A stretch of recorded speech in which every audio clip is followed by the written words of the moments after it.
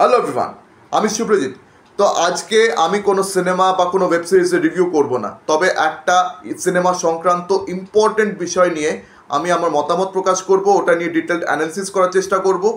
তো আপনারা আমার ভিডিওর থাম্বনেল দেখে তো এটা অবশ্যই বুঝেই গেছেন যে আজকে কোন বিষয় নিয়ে আমি এখানে আলোচনা করতে চলেছি। ইয়েস, এই বিষয়টা এখন একটা খুবই গুরুত্বপূর্ণ বিষয় হয়ে দাঁড়িয়েছে বলিউডে। তো বলিউডে কিন্তু প্রচুর চেনা পরিচিত মুখ রয়েছে, যাদের কাজ আমরা প্রচুর দেখতে পাচ্ছি। তাদের সিনেমা না এলেও তাদের কিন্তু অনেক ব্র্যান্ডস অ্যাডভার্টাইজমেন্টস আমরা দেখতে পাচ্ছি, তাদেরকে আরও অনেক জায়গায় দেখতে পাচ্ছি।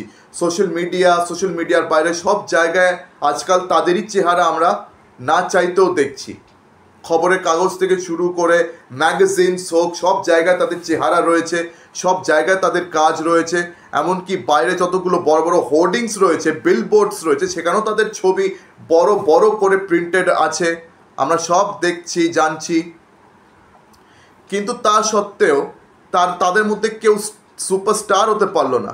তারা সবাই already stars, they are already popular, they are already stars, but still they are not superstars. তো তারা সেই পজিশনে এলিভেট হচ্ছে না কেন? কেন তারা তিনটে খান, অক্ষয় কুমার, ঋত্বিক রোশন, অজয় দেবগনের মতন পজিশনে উঠতে পারছে না? আজকে তাদের এই দুরবস্থা কেন? তো তার পিছনে নিশ্চয়ই কিছু বড় কারণ রয়েছে, কিছু বড় গড়বড় চলছে বলিউডে। তো সেই কারণগুলোকে এখানে অ্যানালিসিস করার আমি ট্রাই করব। তো এবারে চলে আসছি এইসব কারণগুলোতে। তো প্রথম রিজনটা হচ্ছে কর্পোরেটাইজেশন অফ বলিউড। তো বলিউড কিন্তু 90s আগে কিন্তু কর্পোরেট ইন্ডাস্ট্রি ছিল না। আগে আনঅর্গানাইজডভাবে কাজ হতো। আগে প্রত্যেকটা প্রডিউসাররা নিজেদের মতন করে কাজ করতো, ঠিক আছে? তারা নিজেদের টাকা নিজেদের আর কি টাকা সব ব্যাংক থেকে লোন নিয়ে আর কি ওইভাবে লাগাতো। কর্পোরেট কালচারটা তখন ছিল না। কিন্তু কর্পোরেট হওয়ার পর থেকে ব্যাপারটা কি হয়েছে, অনেক বেশি গোছালো, অনেক বেশি অর্গানাইজড হয়ে গেছে। তো মানে কর্পোরেট যখন ছিল না, তখন যে কোনো সিনেমা, ঠিক আছে, সেটাকে বানাতে, রিলিজ করতে, প্রমোট করতে অনেক সময় লাগাতো। তো তাতে মানে এস্টিমেটেড বাজেট যেটা ছিল সেটা অনেক বেশি বেড়ে যেত, অতিরিক্ত বাজেট বেড়ে যেত। তাতে আর কি অনেকগুলো ঝামেলা পোয়াতে হতো প্রডিউসার্সগুলোকে। তো বলিউড কর্পোরেটাইজড হওয়ার পর থেকে ওসব ঝামেলা একটু কমেছে, বিকজ একটা নির্ধারিত সময় সিনেমাটা রিলিজ হচ্ছে, ঠিক আছে, নির্ধারিত বাজেটে সিনেমাটা তৈরি হচ্ছে। কিন্তু তাতেও পুরো বলিউড ইন্ডাস্ট্রির একটা বিশাল বড় ক্ষতি হয়ে গেছে। সাউথে দেখুন, সাউথে কিন্তু এখনও নন কর্পোরেটাইজেশন কালচারে আর কি সমস্ত কাজ হয়। তারা কর্পোরেটাইজেশন একদম ভালোবাসে না। তো তারা আর কি ওইভাবে কাজ করতে ভালোই বাসে না। তো তাদের মধ্যে এখনও কিন্তু ওই আনঅর্গানাইজড ওয়েতেই তারা কাজ করে। তো বলিউডের এই কর্পোরেটাইজেশনের ক্ষতিটা কি হলো? তো কোথাও না কোথাও ক্রিয়েটিভিটি এতে কম্প্রোমাইজ হয়ে গেছে। তো ক্রিয়েটিভিটি এতে কম্প্রোমাইজ হলোটা কি করে? তো এখন কর্পোরেটাইজেশন হওয়ার পর কি হয়েছে, এখন মানে ফিল্ম বানানোর দায়িত্ব এমন কিছু লোকেদের হাতে পড়েছে যাদের মধ্যে সিনেমার সেন্সিবিলিটি একেবারে জিরো, আন্ডা, ঠিক আছে, কাঁচকলা। তাদের সেন্সিবিলিটি হচ্ছে একেবারে কাঁচকলা। এইসব যাদের হাতে এখন সিনেমা বানানোর দায়িত্ব এসছে, এই যে বড় বড় প্রোডাকশন কোম্পানিজ রয়েছে, ধর্মা প্রোডাকশনস বলুন বা যশরাজ ফিল্মস বলুন, যতগুলো বড় বড় প্রোডাকশন কোম্পানিজ বলিউডে রয়েছে, তো তাদের যতগুলো এমপ্লয়িজরা রয়েছে, ঠিক আছে, বেশিরভাগই সব MBA পড়া, অনেক বড় বড় আর কি তারা পড়াশুনো করেছে, তাদের প্রচুর ডিগ্রিজ রয়েছে। কিন্তু সিনেমা সম্বন্ধে তাদের নলেজ হচ্ছে একেবারে জিরো। এখন তারা বসে স্ক্রিপ্ট লিখছে, তারা বসে আইডিয়া ঠিক করছে, তারা বসে স্টোরি ঠিক করছে। এখন সেরকম এমপ্লয়িজদের হাতে যদি সিনেমা বানানোর দায়িত্ব চলে আসে, তাহলে আপনি ভাবুন তো কী ধরনের সিনেমা আজকে তৈরি হবে। মানে আজকের দিনে প্রত্যেকটা সিনেমায় আমরা দেখছি স্টোরি, স্ক্রিন প্লের মান অনেক নিচে নেমে গেছে, অনেক নিচে নেমে গেছে। আর এখনকার সিনেমা তৈরি হচ্ছে সব ব্র্যান্ড ভ্যালিউ দিয়ে, বড় বড় ফেস ভ্যালিউ দিয়ে। মানে বড় বড় সব স্টার, সুপারস্টারদেরকে হায়ার করা হচ্ছে, অ্যান্ড ওইভাবে আজকে যে কোনো কর্পোরেট আর কি কোম্পানিজ এইভাবে সিনেমা বানাচ্ছে অ্যান্ড এইভাবেই রিলিজ করে দিচ্ছে। তো তারা স্ক্রিন প্লের উপরে মন দিচ্ছে না, তারা খালি ফেস ভ্যালিউ, ব্র্যান্ড ভ্যালিউকে তারা প্রমোট করে দিয়ে চলে যাচ্ছে। তাদের সিনেমার সম্বন্ধে নলেজ হচ্ছে একদম জিরো। তো এবার এইখান থেকে যেটা সেকেন্ড কাউন্ট বেরিয়ে এসছে, সেটা হচ্ছে ল্যাক অফ গুড রাইটার্স। তো কর্পোরেটাইজেশন হওয়ার পর থেকে ঠিক আছে বলিউড ইন্ডাস্ট্রি শুধু ওই ব্র্যান্ড ভ্যালিউ ফেস ভ্যালিউর উপরেই কিন্তু অতিরিক্ত ফোকাস করছে। তো এর আগে যখন বলিউড কর্পোরেটাইজড ছিল না তখন কিন্তু যা যা স্ক্রিন প্লে লেখা হতো এগুলো দিয়ে কিন্তু বলিউড নতুন নতুন সুপারস্টার ইনস্ট্যান্টলি তৈরি করতে পারতো। এটা দিয়ে কিন্তু বলিউড নতুন নতুন সুপারস্টার ইনস্ট্যান্টলি তৈরি করেছে। আর তখন কিন্তু রাইটার্সদের অনেক দাম ছিল, রাইটার্সরা প্রচুর পয়সা পেত, রাইটার্সদেরকে আর কি প্রচুর সম্মান করা হতো। সলিম জাভেদের কথা আপনারা শুনেছেন, সলিম জাভেদদের ব্যাপারে তো আপনারা নিশ্চয়ই শুনেছেন। তাদের হাতে আমরা প্রচুর সিনেমা পেয়েছি। মানে তারা শুধু নতুন নতুন অ্যাক্টিং সুপারস্টার তৈরি করেনি, তারা কিন্তু সুপারস্টার ডিরেক্টরসও তৈরি করেছে। তারা গোটা বলিউডকে ঠিক আছে কন্ট্রোল করতো একটা সময়। তাদের লেখা স্টোরিগুলো বলিউড ইন্ডাস্ট্রির ভবিষ্যৎ ঠিক করে দিত। বিকজ তাদের লেখা স্টোরিতে কাজ করে অমিতাভ বচ্চনের মতন একটা মানে অ্যাক্টর সে ইনস্ট্যান্টলি সুপারস্টারডম পেয়েছিল।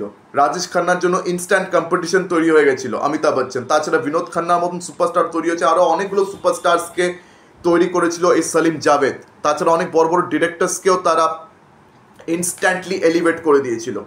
কিন্তু আজকের দিনে রাইটার্সদের কি সেই দম আছে?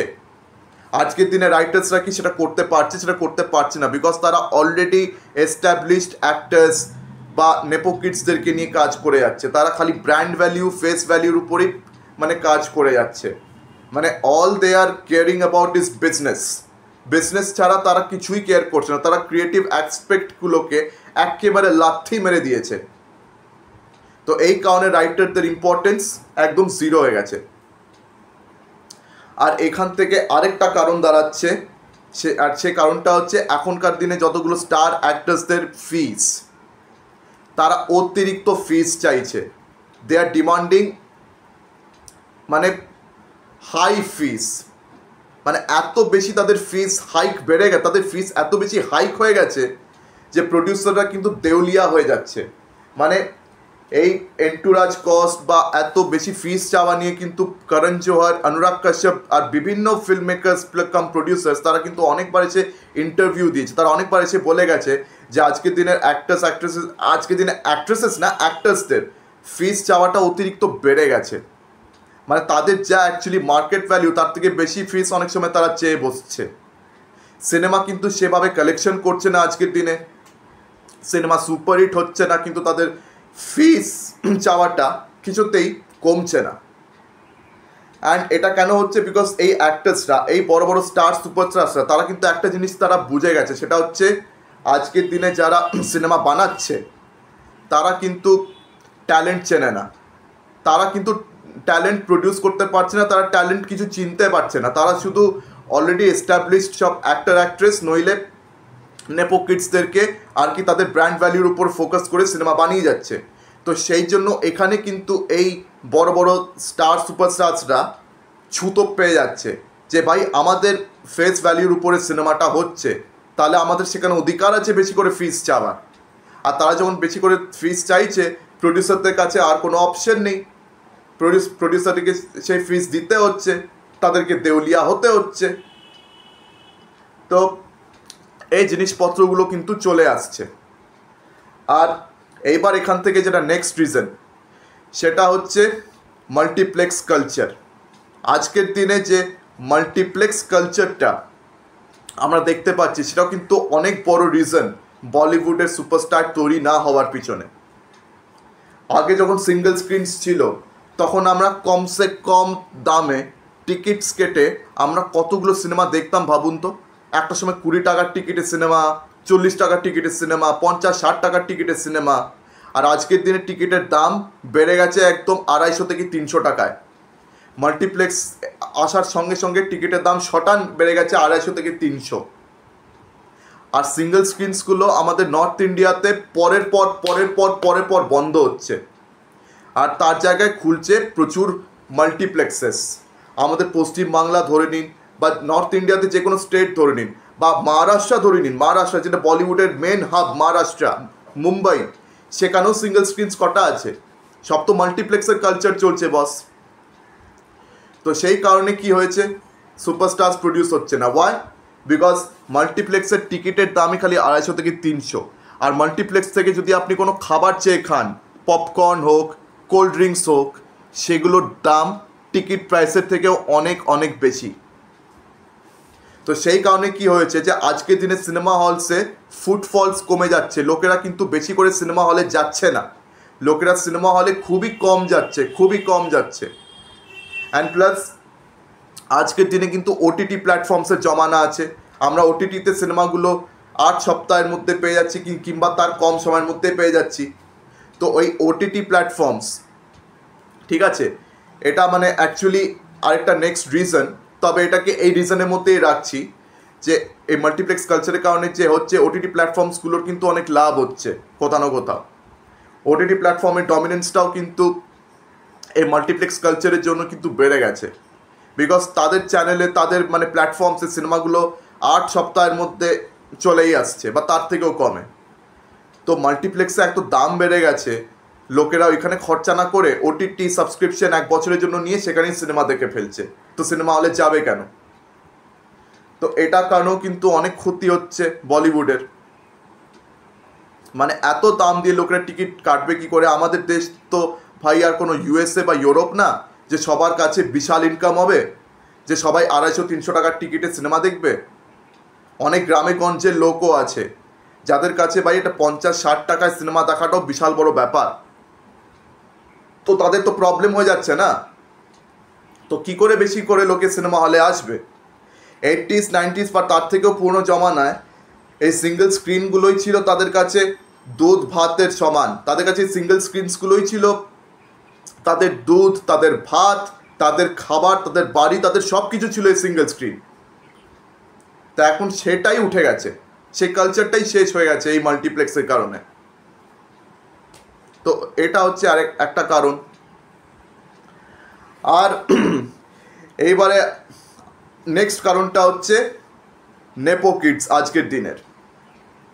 তো বস, আজকের দিনে নেপোটিজম বা নেপো কিড এই শব্দটা, এই টার্মটা আমরা আজকের দিনে শুনছি যখন কঙ্গনা রানাউত কফি উইথ করণে গিয়ে করণ জোহরকে একদম ফ্ল্যাগ বিয়ারার অফ নেপোটিজম বলেছে। কিন্তু নেপোটিজম শব্দটা মানে নতুন হলেও তার কনসেপ্টটা কিন্তু খুবই পুরনো। তার কনসেপ্ট বলিউডে চিরকাল ছিল, এমনকি প্রত্যেকটা ইন্ডিয়ান ফিল্ম ইন্ডাস্ট্রিতে তার কনসেপ্ট অনেক বছর ধরেই আছে, এমন না যে জাস্ট আজকে এসছে। কিন্তু আজকের দিনে এই নেপোটিজম নিয়ে আমরা এতটা মাথা গরম করছি কেন? এটা নিয়ে মাথা ঘামানোর কারণটা কি? আজকের দিনে নেপো কিডসগুলোকে দেখুন না আপনি। এই যে আজকের দিনে ওই কি ইব্রাহিম আলী খান অ্যান্ড খুশি কাপুরের যে সিনেমাটা এসেছিল না, নাদানিয়া, এই নাদানিয়া সিনেমাটা দেখে ওঠার পর আমার আরও বেশি করে মনে হচ্ছে যে যত বেশি নেপো কিডসরা এই বলিউড ইন্ডাস্ট্রিতে চান্স পাবে, ততই ভাই চান্স কমবে সুপারস্টার তৈরি হওয়ার। সত্যি ভাই চান্সেস কমবে। বস, আজকের দিনে নেপো কিডসরা না মানে লোকেদের, এই মিডল ক্লাস লোকের, আমাদের মানে মিডল ক্লাস লোকেদের স্ট্রাগলস, আমাদের কষ্ট তারা আরোই বুঝবে না। তাদের থেকে তারা অনেক দূরে। বরং তাদের মা বাবারা বা তাদের দাদু দিদারা বা তাদের সম্পর্কিত বাকি লোকেরা, তারা আমাদের স্ট্রাগল সম্বন্ধে জানে, বিকজ তারা ইন্ডিয়াতে বড় হয়েছে, তারা ইন্ডিয়াতে আমাদের স্ট্রাগলটা কাছ থেকে দেখেছে, তারা গ্রাউন্ড লেভেলে প্রচুর কাজ করেছে।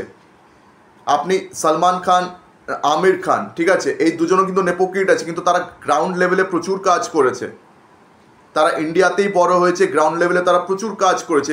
এই জন্য তারা কমন লোকেদের, কমন মাসিদের কিন্তু স্ট্রাগলটা কোথাও না কোথাও জানে। এমনকি অক্ষয় কুমার তো বা যাই নেপো কিড না, ঋত্বিক রোশন নেপো কিড, কিন্তু সেও গ্রাউন্ড লেভেলে কাজ করে করে সে ভালোভাবেই জানে কমন লোকেদের কষ্টটা। কিন্তু এই নেপো কিডসরা তারা ইন্ডিয়াতেই বড় হয়নি, তারা হচ্ছে বর্ন অ্যান্ড ব্রট আপ সব বিদেশে। ইউএসএতে কেউ পড়াশুনো করেছে, কেউ ইউএসএতে বড় হয়েছে, কেউ ইংল্যান্ডে বড় হয়েছে, মানে দেখতে গেলে সবাই বিদেশে বড় হয়েছে। মানে তারা বেশিরভাগই তাদের ছোটোবেলাটা ইন্ডিয়াতে কাটেইনি। তারা ইন্ডিয়াতে কমন লোকের কষ্ট সম্বন্ধে তাদের কোনো জ্ঞান নেই, কোনো নলেজ নেই। তারা তাদের সাথে কোনো দিন রিলেট করতেই পারে না। এমনকি তারা যে সিনেমা করছে, তারা যে সব অ্যাক্টিং করছে, তাদের সিনেমা, তাদের অ্যাক্টিংয়েও কিন্তু এই জিনিসটা পরিষ্কার আমরা বুঝতে পারছি, পরিষ্কার বোঝাই যাচ্ছে যে তারা কমন লোকেদের কষ্ট সুষ্ঠ সম্বন্ধে কিছু জানে না, তাদের মানে মিনিমাম নলেজ নেই কোনো, they don't have any minimum knowledge. তো সেই কারণে কিন্তু এই নেপো কিডসরা কখনোই এই তিনটে খান বা অক্ষয় কুমার, অজয় দেবগন বা ঋত্বিক রোশনের লেভেলে উঠতেই পারছে না। আর আজকের দিনে অ্যাক্ট্রেসেসদেরও কিন্তু সেম অবস্থা, তারাও কিন্তু কেউ মানে আলিয়া ভট্ট বা দীপিকা পাড়ুকোনের মতন হতে পারছে না। আলিয়া ভট্ট দীপিকা পাড়ুকোনের আগেও প্রচুর অ্যাক্ট্রেসেস ছিল, মাধুরী দীক্ষিত ছিল, জুহি চাওলা ছিল, উর্মিলা মাতোন্ডকর ছিল, কাজল, রানী মুখার্জি, এরা কিন্তু অনেক বড় মুখার্জি সামার্ট ফ্যামিলি থেকে বিলং করে, তারা নেপো কিড সেই দিক থেকে। মানে তাদের মতন সেই স্টারডম, তাদের মতন রেসপেক্টটা আজকের দিনের অ্যাক্ট্রেসরা কমান্ড করতেই পারছে না, বিকজ তারা ইন্ডিয়াতে বড় হয়নি, তারা ইন্ডিয়াকে নিয়ে গালাগাল করে, তারা বেশিরভাগই বিদেশে থাকে। অ্যান্ড কোথাও না কোথাও ইন্ডিয়ান ইকোনমি কিন্তু এই ব্যাপারটার সাথে ওতপ্রোতভাবে জড়িত। মানে আমাদের ইন্ডিয়ান ইকোনমির যা অবস্থা, ঠিক আছে, গরিব লোক আর বড় লোক তাদের মধ্যে কিন্তু ডিস্টিংশনটা না দিনের পর দিন বেড়ে চলেছে। যত দিন যাচ্ছে the rich people are getting richer, poor people are getting poorer. তো তাদের মধ্যে ডিস্টিংশনটা এতটাই বেড়ে গেছে যে এই বড় লোকের স্ট্র্যাটাতে যারা রয়েছে তারা গরিব লোকেদের কষ্ট সম্বন্ধে তাদের কাছে কোনো জ্ঞান নলেজ কিছু নেই, আর জ্ঞান নলেজ থাকলেও তারা কোনোদিন তাদের কষ্টটা বুঝতেই পারে না। তো এই জন্য অন স্ক্রিন তারা সেই ব্যাপার স্যাপারগুলোকে এনাক্ট করতে পারছে না। আর তারা অনেক সময় মিডিয়ার সামনে এমন সব উল্টো পাল্টা সব মানে স্টেটমেন্ট দিয়ে দিচ্ছে, তাতে পরিষ্কার বোঝাই যাচ্ছে যে তারা কতটা স্পয়েলড ব্র্যাট। আর এইসব স্পয়েলড ব্র্যাটসদেরকে বারবার প্রমোট করা হচ্ছে, বারবার তাদেরকেই সব জায়গায় মানে ফেস হিসেবে দেখানো হচ্ছে। এরা যদি বলিউডের ফেস হয়ে থাকে তাহলে বলিউড ইন্ডাস্ট্রি কী অবস্থা হবে জাস্ট ইম্যাজিন। এবার এইখান থেকে যেটা নেক্সট রিজন, সেটা হচ্ছে পিআর স্ট্র্যাটেজি। পিআর, তো এই পিআর স্ট্র্যাটেজিটা এটা কিন্তু আজকের দিনের ব্যাপার নয়, এটা কিন্তু রাজেশ খান্নার সময় থেকে অ্যাকচুয়ালি শুরু হয়েছে। রাজেশ খান্নার আগে পিআর ব্যাপারটা ছিল না বিশেষ করে। যদি পিআর ব্যাপারটা রাজেশ খান্নার আগের থেকে থাকতো তাহলে দিলীপ কুমার বা রাজেন্দ্র কুমার বা এই ধর্মেন্দ্র বা দেব আনন্দ তারা হতো first superstar of Indian cinema. তারাও বিশাল বড় হিরো ছিল, তাদেরও প্রচুর মানে ফ্যান ফলোয়িং ছিল। অশোক কুমার, প্রাণ, তাদের মতন অ্যাক্টার্সদেরও ফ্যান ফলোয়িং ছিল, তারাও একটা সময় লিড রোলস প্লে করতো, তারাও কিন্তু যথেষ্ট পপুলার ছিল বস। তারা কেউ সুপারস্টার হতেই পারলো না। মানে আপনি কখনো কি একটা জিনিস ভেবে দেখেছেন যে তারা কেউ সুপারস্টারই হলো না? সুপারস্টার বলা হচ্ছে রাজেশ খান্নাকে। ওয়াই? রাজেশ খান্না যে নিজে একটা বড় ঘর থেকে বিলং করে, তো সে নিজের আর কি পিআর লাগিয়ে তাদেরকে দিয়ে নিজেকে প্রমোট করিয়েছে as the superstar of Indian cinema. তো সেই পিআরগুলো বিভিন্ন সব মানে মিডিয়া পার্সনসকে বা নিউজ পেপারের যত এডিটার্স মালিকদেরকে, তাদেরকে সবাইকে পয়সা খাইয়ে খালি এটা বলতো যে রাজেশ খান্নাকে সুপারস্টার বলো, ফার্স্ট সুপারস্টার বলো, ফার্স্ট সুপারস্টার বলো। তো সেই জিনিসটা ক্রমাগত আমাদেরকে খাওয়ানো হয়েছে, ক্রমাগত আমরা সবাই সেটাকে খেয়ে এসেছি আর তাকে আমরা ফার্স্ট সুপারস্টার হিসেবে মেনে এসেছি। তো পিআর হচ্ছে এইভাবে কাজ করে।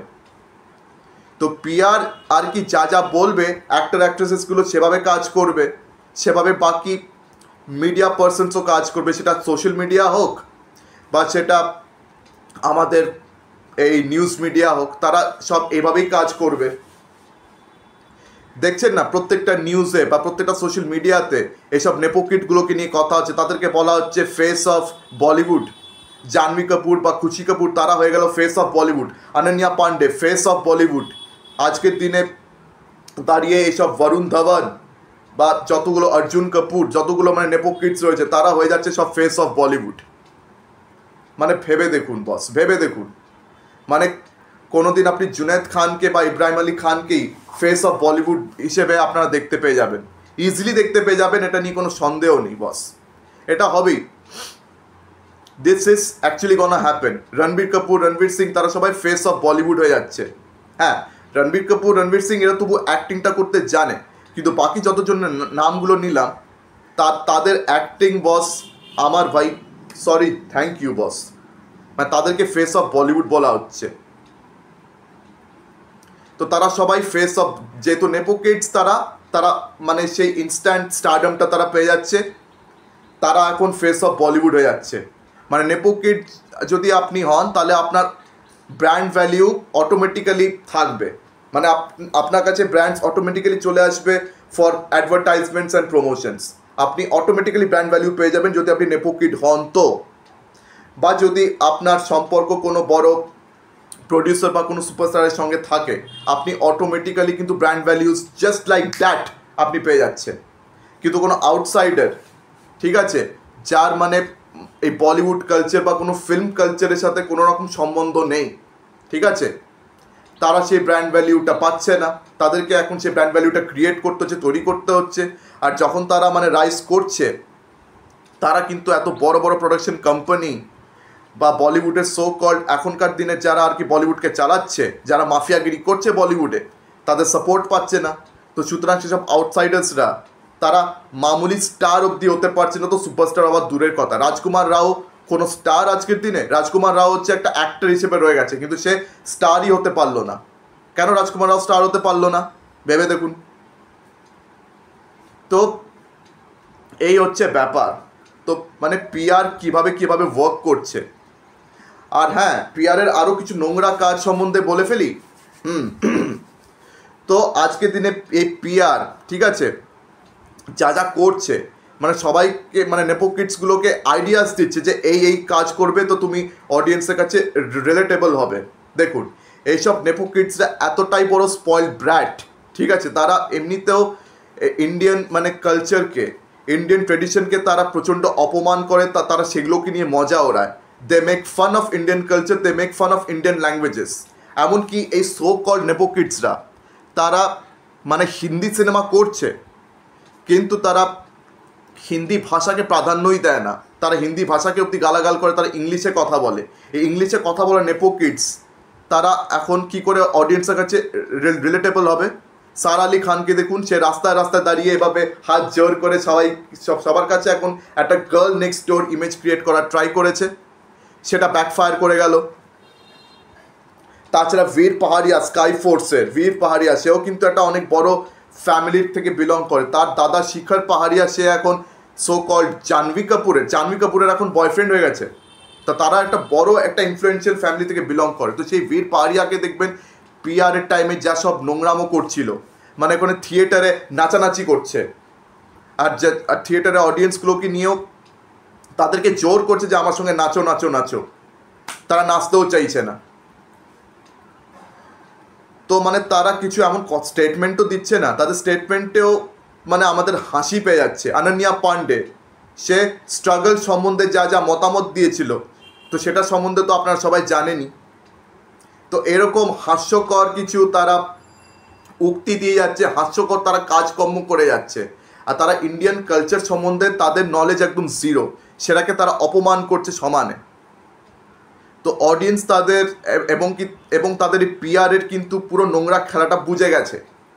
অ্যান্ড প্লাস আরেকটা জিনিস, এই যে প্যাপারাজ্জি বারবার যে তাদেরকে জিমের বাইরে স্পট করছে, রেস্টুরেন্টে স্পট করছে, বা যেখানে বাড়ির বাইরে স্পট করছে, সেখানে অ্যাক্টর অ্যাক্ট্রেসরা কি নাটকটা করছে যে আমাদেরকে প্রাইভেসি দেওয়া হচ্ছে না, আমাদেরকে প্রিভেসি দাও, তারপরে তাদের সঙ্গে ঝামেলা করছে, ঝগড়া করছে। এটাও কিন্তু একটা ধরনের কিন্তু বাই তাদের স্ট্র্যাটেজি। এইসব প্যাপারাজ্জিকে, সব মিডিয়াকে এদেরই পিআর টিম কল করে ডাকছে যে এই রেস্টুরেন্টে এখন তারা খাচ্ছে, এখানে চলে আসো। এগুলো কিন্তু ওই অ্যাক্টর অ্যাক্ট্রেসরাই করাচ্ছে, এবং তারা ক্যামেরার সামনে এমন ভান করছে অ্যাজ ইফ যেন তারা প্রিভেসি পাচ্ছে না। তাদের লাইফে বিশাল স্ট্রাগল রয়েছে, বিশাল স্ট্রাগল তাদের লাইফে। তো এইসব নোংরা খেলা সম্বন্ধে আমাদের অডিয়েন্স আজকে দিনে জেনে গেছে। আর যেহেতু জেনে গেছে, তাদেরকে আর অডিয়েন্স সেভাবে সিনেমা হলে খুব একটা বেশি করে দেখছে না। তো ব্যাস, আবার স্টার তৈরি হচ্ছে না কিছুতেই। তো এত সব নোংরামো সমানে হয়ে যাচ্ছে। হ্যাঁ, তো আমরা প্রচুর রিজনস ডিসকাস করলাম। তো আপনারা মানে এইসব প্যাপারাজ্জি, এইসব পিআর, এগুলো কিন্তু সব আমেরিকান কালচার থেকে এসছে, মানে হলিউড কালচার থেকে পুরো এসছে। মানে বলিউড এখন কি করছে, পুরোপুরি কিন্তু হলিউডকে পুরো মানে একদম কপি করতে সব জায়গায়। মানে বলিউড নিজেদেরকে ভাবছে একদম ইউএসএতে অপারেট করছে, মানে তাদের মানে অ্যাটিটিউডটা এতটাই বাড়াবাড়ি পর্যায়ে গিয়ে পৌঁছে গেছে। আর আগেই বলেছি যে এই গরিব লোক অ্যান্ড বড় লোকের মধ্যে যে ডিস্টিংশন বেড়ে চলেছে।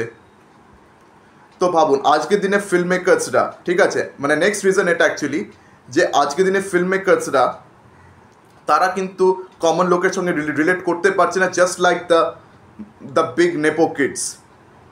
কেন? বিকজ তারাও কিন্তু এসি রুমে বসে বসে গল্প লিখছে। ওই যে বললাম কর্পোরেটাইজেশনের ব্যাপার স্যাপারটা চলে আসছে, তো তারা বসে বসে এসি রুমে গল্প লিখছে, স্ক্রিন প্লে লিখছে। তারা কমন লোকের মানে কষ্ট সম্বন্ধে কিছু জানেই না। তারা যখন কমন লোকের কষ্ট সম্বন্ধে কিছু জানে না, তারা এসি রুমে বসে গল্প লিখবে, তাহলে কি করে ভালো সিনেমাটা হবে? আপনি ভাবুন তো। তো এবারে নেক্সট একটা মেজর রিজন, সেটা হচ্ছে আজকের দিনের আপনি অ্যাক্টার্সগুলোকে দেখুন, কোনো ইউনিক ডিস্টিংটিভ ফিচার নেই। মানে এর আগে যতগুলো বলিউডের স্টার্সরা ছিল তাদের মধ্যে অলওয়েজ একটা ইউনিক ডিস্টিংটিভ ফিচার ছিল, যেটার জন্য আমরা তাদেরকে জানতাম। পুরনো সময় থেকে আপনি ধরে নিন, দিলীপ কুমারের একটা ইউনিক ডিস্টিংটিভ একটা আইডেন্টিটি ছিল, দেব আনন্দের একটা ইউনিক ডিস্টিংটিভ আইডেন্টিটি ছিল, ধর্মেন্দ্রের এক ধরনের একটা আইডেন্টিটি ছিল, রাজেন্দ্র কুমারের এক ধরনের আইডেন্টিটি ছিল, রাজেশ খান্নার এক ধরনের আইডেন্টিটি, অমিতাভ বচ্চনের আরেক ধরনের স্টাইল সোয়াগ ছিল, বা আরও সব 80s 90s যতগুলো স্টার এসেছিল, জ্যাকি শ্রফ, সানি দেওল, মিঠুন চক্রবর্তী, গোবিন্দা, তাদের সবার একটা ইউনিক আইডেন্টিটি ছিল। বাই 90s যে তিনটে খান, অক্ষয় কুমার, অজয় দেবগন, ঋত্বিক রোশন, তাদেরও ইউনিক আইডেন্টিটি ছিল। Hrithik Roshan the Greek god, দারুণ ডান্স করে। অজয় দেবগন সে ডান্স করতে পারে না, কিন্তু সে তার চোখ দিয়ে অ্যাক্টিং করে, অ্যাকশন ফ্যাকশন করে। Akshay Kumar martial artist plus একটা ভালো ডান্সার। তিনটে খানেরও দেখবেন ডিস্টিংটিভ আইডেন্টিটি ছিল। তো আজকের দিনে ভাই যারা অ্যাক্টার্স, তাদের মধ্যে কোনো ডিস্টিংটিভ আইডেন্টিটি বা ফিচার কিছু কি দেখা যায়? তা কিন্তু দেখা যায় না, স্যাডলি স্পিকিং দেখা যাচ্ছে না। আজকের দিনে কার্তিক আরিয়ান, সে তো আউটসাইডার, মানে কার্তিক আরিয়ান তো আউটসাইডার, ঠিক আছে, কিন্তু সে একই কাজ করছে যা বরুণ ধাওয়ান করে এসছে। মানে কার্তিক আরিয়ান এমন কি ইউনিক ব্যাপার প্রোভাইড করছে যেটা বরুণ ধাওয়ান করতে পারে না, বা যেটা ভিকি কৌশল করতে পারে না, বা যেটা রণবীর কাপুর রণবীর সিং করেই নি, বা যেটা বাকি নেপো কিডসরা একদমই করতে পারছে না। কার্তিক আরিয়ান সেখানে কি আলাদা জিনিসটা দিচ্ছে? কিছুই কিন্তু কার্তিক আরিয়ান দিতে পারছে না। তো ভেবে দেখুন, এটা শুধু কার্তিক আরিয়ানের ব্যাপারে না, এটা প্রত্যেকের ব্যাপারে। প্রত্যেকে এখন একরকম লাগছে, প্রত্যেকের এখন সিক্স প্যাক রয়েছে, প্রত্যেকের বাইসেপস রয়েছে।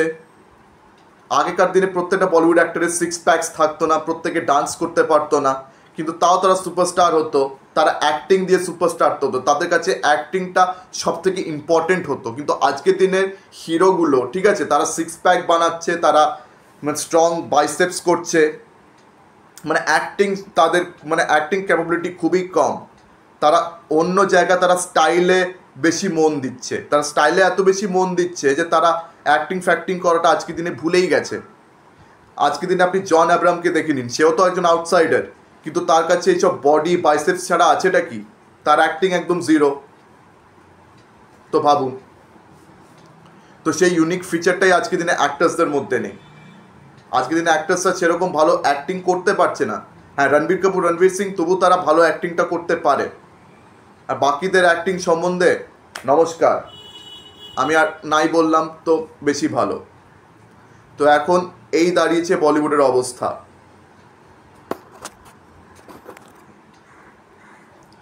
তো এবারে নেক্সট রিজন হচ্ছে বলিউডে মানে কর্পোরেটাইজেশন হওয়ার পরে যে স্টুডিও সিস্টেমসগুলো এসছে। তো যে স্টুডিও সিস্টেমটা যে বলিউডে এখন অপারেট করছে, সেটাও কিন্তু একটা বড় রিজন বড় বড় স্টার্স মানে বড় বড় সুপারস্টার্স প্রডিউস না করতে পারার। তো এই স্টুডিও সিস্টেমও কিন্তু খালি ওই ব্র্যান্ড ভ্যালিউ ফেস ভ্যালিউর উপরেই কাজ করছে। মানে পুরো বলিউড, আগেই বলেছি, শুধু ব্র্যান্ড ভ্যালিউ ফেস ভ্যালিউর উপরেই কাজ করছে। তো এই স্টুডিও সিস্টেমও কিন্তু তাই করছে বলিউডে এসে প্রত্যেকটা জায়গায়। তো সেই কারণেও দেখবেন কোনো মানে নতুন সুপারস্টার কিছুতে তৈরি হচ্ছে না। আর এবারে নেক্সট রিজন যেটা হচ্ছে, আজকের দিনে কিন্তু এই স্টার শব্দটার যে মানেটা, আজকের দিনে এটা যে মিনিংটা সিগনিফাই করে, সেটা কিন্তু আরেকটা বড় রিজন। আজকের দিনে স্টার শব্দটা অনেক বেশি সস্তা হয়ে গেছে। একটা সময় ছিল যখন এই স্টার শব্দটার কিন্তু একটা অনেক বড় ভ্যালিউ ছিল। আগে কিন্তু লোকেরা ইজিলি স্টার হতে পারতো না, লোকেরা ইজিলি সুপারস্টারও হতে পারতো না। যখন স্টারই ইজিলি হতে পারছে না, তো সুপারস্টার মেগাস্টার কী করে ইজিলি হতো? তো সেটা তো সম্ভবই হতো না, না?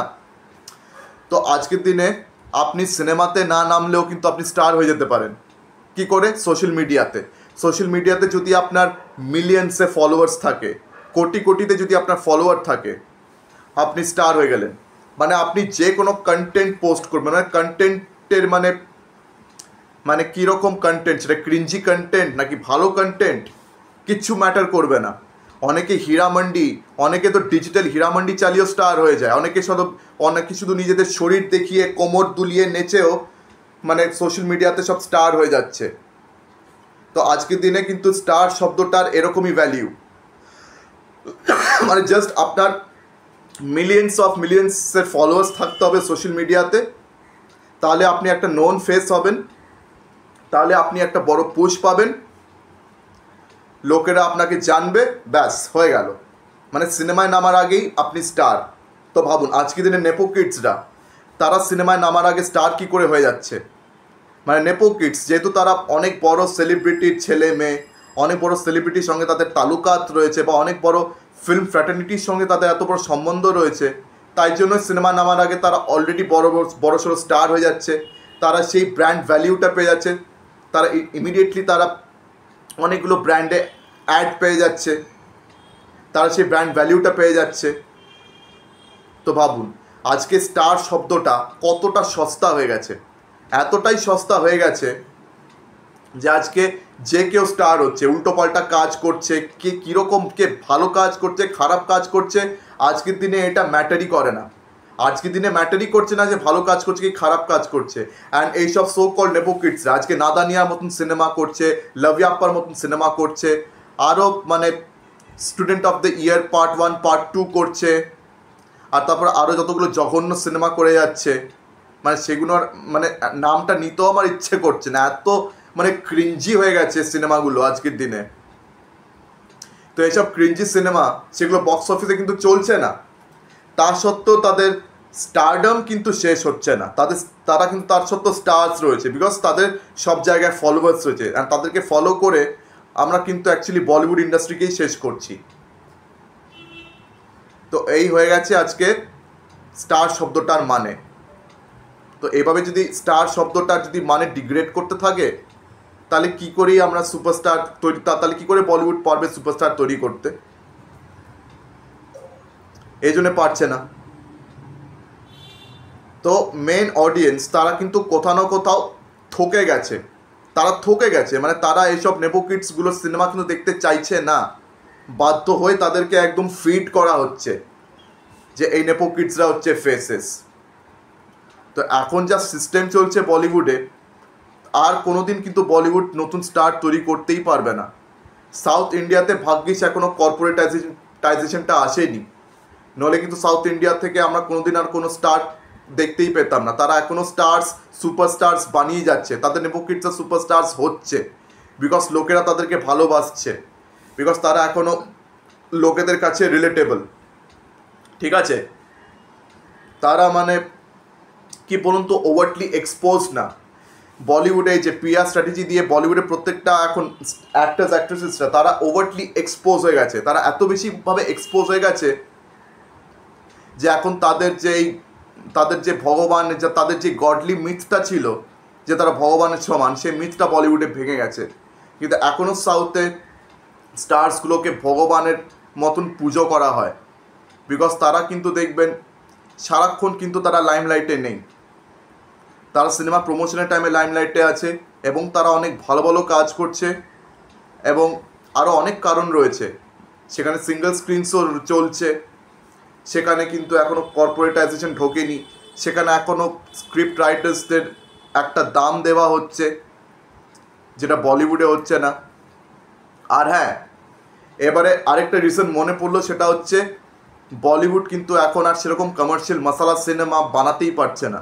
এখন বলিউডকে যখনই কমার্শিয়াল সিনেমা বানাতে হচ্ছে, তাদেরকে কিন্তু সাউথের এসব ফিল্ম মেকার্সদেরকে হায়ার করতে হচ্ছে। এমনকি সাউথের বড় বড় সুপারস্টারদেরকেও তারা নিজেদের ইন্ডাস্ট্রিতে ডাকিয়ে কাজ করছে। জুনিয়র এনটিআর যেমন ওয়ার 2-তে এখন কাজ করছে ঋতিক রোশনের সাথে, অ্যাটলি কুমারকে নিয়ে শাহরুখ খান জওয়ান বানাচ্ছে, সলমান খান AR মুরুগাডোসের সাথে সিকান্দার বানাচ্ছে।